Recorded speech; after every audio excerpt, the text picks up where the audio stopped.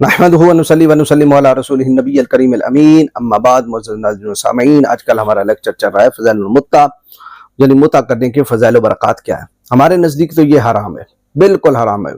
خیبر کے موقع پر بھی نبی پاک علیہ السلام نے اس کو حرام کہا، پھر فتح مکہ کے موقع پر چند دن کے لیے حلال ہوا، پھر دائمی قیامت تک کے لیے حرام کر دیا گیا۔ انشاءاللہ وہ احادیث آئیں گی، اور خود مولا کائنات جانے عالم صلی اللہ تعالی علیہ وسلم سے یہ مروی اقوال آئیں گے، شیعہ سنی دونوں کتابوں کے اندر، کہ فتح خیبر کے موقع پر نبی پاک علیہ السلام نے گھریلو گدوں کے گوشت کھانے سے بھی منع کیا، اور متع کرنے سے بھی، متعۃ النساء یعنی عورتوں کے ساتھ متع کرنے سے منع کر دیا۔ ایام جاہلیت میں کچھ نکاح ہوتے تھے، ان نکاحوں میں سے ایک متع بھی ہے۔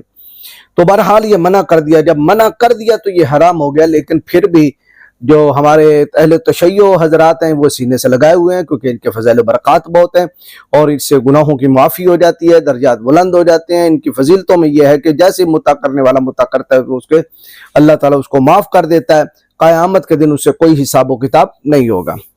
آج ایک اور روایت لایا ہوں، اب دیکھیں انہوں نے یہاں تک جھوٹ بولا کہ نعوذ باللہ من ذالک نبی پاک نے بھی متع کیا ہے۔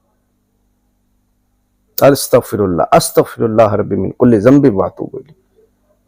اپنے اس مذموم فعل کو جائز کرنے کے لیے یہ ہے کہ حضور کی طرف بھی منسوخ کر دو کہ حضور نے بھی یہ کام کیا، لہذا سنت ہے، اور جو سنت کو زندہ کرے گا وہ تو جنت ہی ہے۔ من تمسک بسنتی عند فساد امتی فلہ اجر 100 شہید، بلکہ اس کو 100 شہیدوں کا ثواب ملے گا جو مردہ سنت کو زندہ کرے۔ من احیا سنتی فقد احبنی، اور یہ حدیث بھی ہم فٹ کر دیں گے کہ آقا کریم علیہ السلام نے ارشاد فرمایا کہ جو میری سنت کو زندہ کرے اس نے مجھ سے محبت کی ہے۔ تو اب اس متع کو حلال تو کرنا ہے، تو کیوں نہ ہو حسنین کے نانا صلی اللہ تعالی علیہ وسلم سید الانبیاء کی طرف بھی یہ فعل نسبت کر دی جائے، تاکہ ہمارے لیے جواز کے سارے راستے کھلے ہوں کہ دیکھیں جی یہ فعل تو نبی پاک علیہ السلام نے بھی کیا ہے۔ یہ میرے ہاتھ میں ہے، من لا یحضرہ الفقیہ، محمد بن بابویہ القمی، ابواب المتع کے تحت وہ روایت نمبر لایا ہے 20، اور من لا یحضرہ الفقیہ کی روایت نمبر ہے 4608۔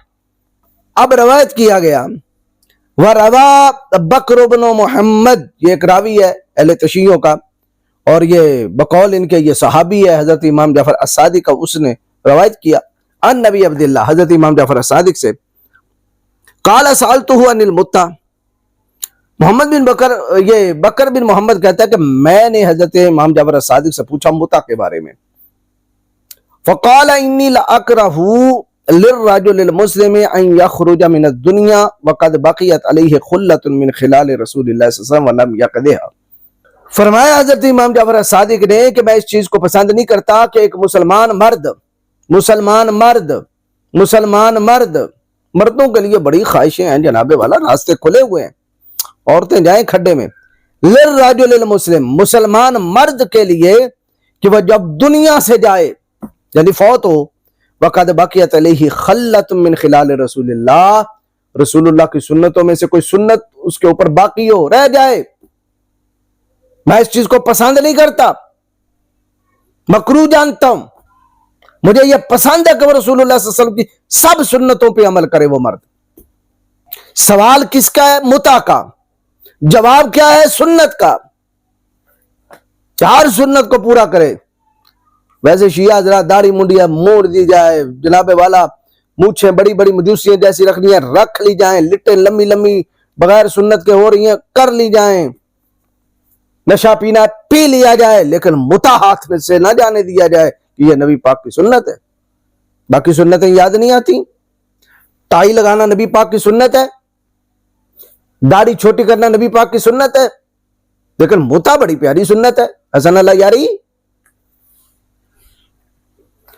لم یقضھا، نبی پاک کی سنتوں میں سے کوئی ایسی سنت جو باقی ہو جس کو اس نے پورا نہ کیا ہو، میں ایسے مرد مسلمان کو پسند نہیں کرتا کہ وہ بغیر اس متع کے کیے ہوئے دنیا سے نکل جائے، لازماً وہ اس سنت کو ادا کرے۔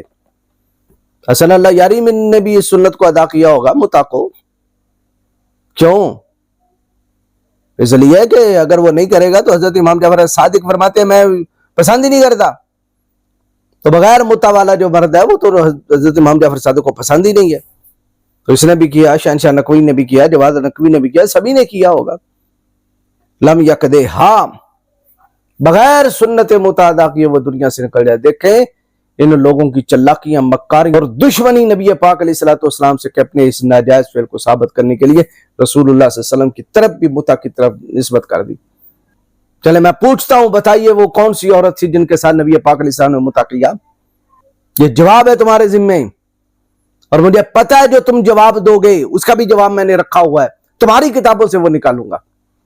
تم کیا سمجھتے ہو کہ ہم جو مرضی ہر باق دیں اور ہمارے منہ سے جو نکل جائے وہ حرف آخر ہو جاتا ہے, ہمیں کوئی پوچھنے والا نہیں؟ دکھائیے نبی پاک علیہ الصلوۃ والسلام نے کس خاتون کے ساتھ متع فرمایا. ہاتھوا برہانکم ان کنتم صادقین. متع کہتے ہیں وقتی طور پر نکاح کرنا, کہ اس کے بعد بغیر طلاق دیے اس کو چھوڑ دینا. لونڈی پہ قیاس نہیں کرنا, لونڈی اور عورت ہے, نکاح والی دائمی نکاح والی اور عورت ہے. یہ تیسری عورت تو انہیں نکالی ہے جس کے ساتھ متع کیا جائے. اور متع کے بارے میں ایڈوانس ہی بتا دوں, یہ تمہاری کتابوں کے اندر لکھا ہے, نہ وہ لونڈی ہوتی ہے اور نہ ہی وہ نکاح والی عورت ہوتی ہے, وہ تیسری شرمگاہ ہوتی ہے. یہ تمہارے کتابوں کے اندر لکھا ہوا ہے. لہذا دکھاؤ کس خاتون کے ساتھ نعوذ باللہ من ذالک نستجیر باللہ کہ نبی پاک علیہ الصلوۃ والسلام نے متع فرمایا.